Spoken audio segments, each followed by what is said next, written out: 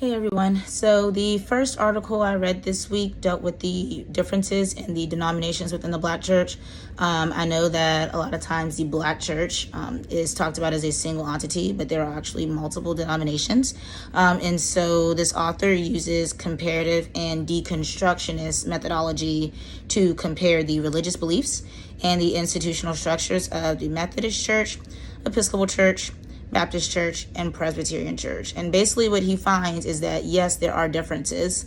However, the differences I'm the most interested in are their responses to military conflict.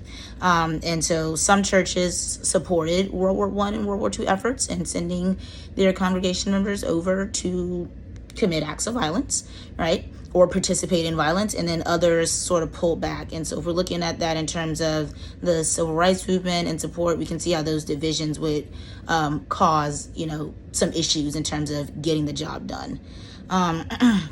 The next article I read was actually a series of letters between Reverend Edward J Nash and World War II soldiers. Reverend Edward J Nash was a Buffalo preacher who was world renowned, and he had a lot of his congregation go off into the war. I think he had like 40 guys from his congregation go off into World War II. And so they sent him letters back and forth. They talked about their biblical approach to the war, and so that they didn't hate the Nazis, but they hated the sin. And so we do see, again, that reliance of the church and their faith to get them through those tough times, as well as how those principles can even be carried into something like a war.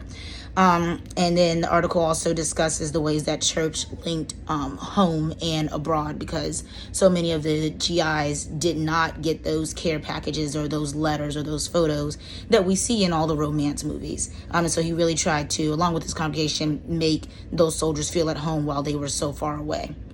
The last article I read discusses marital freedom. Marital means military in this case. And it uses several different approaches. Of course, it uses that history from below.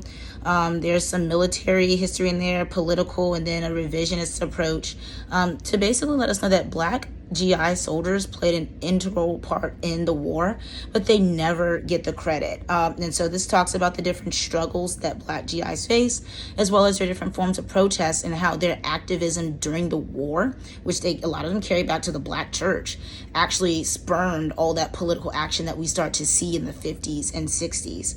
And so in conclusion there, Black GI soldiers were not the face of the movement, but they were, in my opinion, the force of the movement.